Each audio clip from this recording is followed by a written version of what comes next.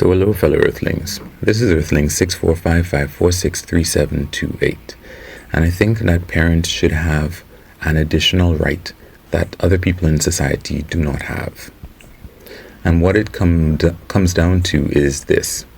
There was an idea that is in the US Constitution that I know of, which says that previously, prior to the end of slavery, slaves were worth 3/5 of a vote in when it comes to the U.S. houses. I think it's with respect to not the Senate, but maybe it's the lower house.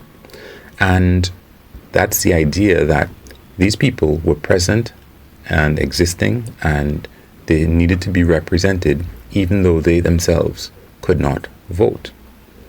And even now, when it comes to jails in the U.S., the idea is that if a jail is located in a particular area, that the people who are in the jail who cannot vote are still supposed to be represented when it comes to the U.S. legislative bodies, and they are counted from that perspective. And it's the same thing even with respect to children. If we look at children, I think children are counted as people, and they, even though they're not allowed to vote, I think what happens is they are still represented in terms of the legislative bodies. They're counted as an individual, and when it comes to assigning seats and representatives in the US, for example, they're still counted. And that probably is the same in other countries as well. I would assume that the US is not spectacular in this aspect of life. So what I think is that parents should be allowed to vote based on the number of children that they have. I think that it is completely unfair that people who are rearing new citizens those citizens have no voice whatsoever, even as their parent or parents are making all these efforts to sustain these people as they grow up in society, and yet they have no voice whatsoever. And I don't think that that is fair at all, because let's say you're an older person, you are 60, 70, 80 years old. We know that older people tend to vote more than younger people. And I think obviously it's because of practice. If you're an older person, you potentially would have voted in many elections, and you're in the habit of doing it, right? You've heard about it as your civic responsibility, and you're in the habit of doing it regularly. So yeah, it makes more sense. Kids, they're just born whenever it was, and they have not had that many elections pass while they're alive. And of course, as a kid, you can't vote. So you don't have any practice, even to the point when you become 18 years old in most countries and you're able to vote. You are not in the habit or the practice of voting, so you're not just going to go out and vote. As the years pass and more your friends are talking about voting, then you start to vote. And I think that's an interesting thing.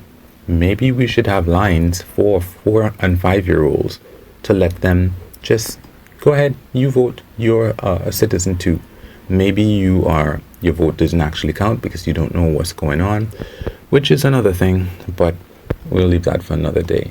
Maybe the vote doesn't actually count, but going through the exercise and the rhythm and the practice of voting, I think it probably should be something that actually does happen to get kids into the habit of voting. I'm sure that people who like things just the way that they are would probably not want to introduce something like that.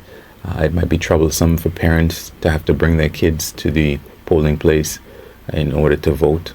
But I think that it's a good idea, regardless, to get kids in the habit of it.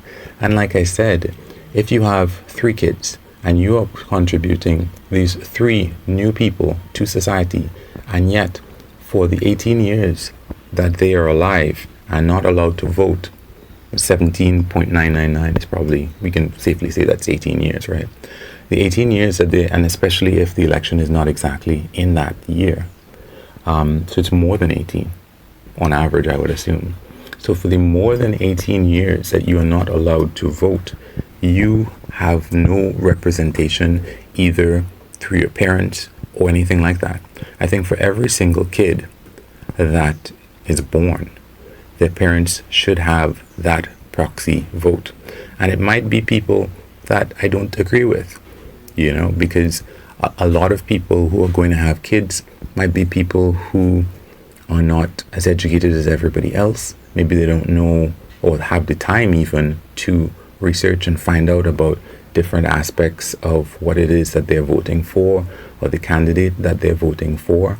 But still, I think that their children should be represented. Even if we say that the children are going to have a completely different ideology than their parents when they eventually start voting, I still think that as somebody who has the responsibility of rearing these children, whose taxes the government in the future will depend on to sustain the elderly, who unfortunately are not and never have been paying in as much money as they normally take out of the system, I think that their votes should be accounted for in some way or fashion. And I can't think of a better way than assigning that vote, that proxy vote per se, to their parents.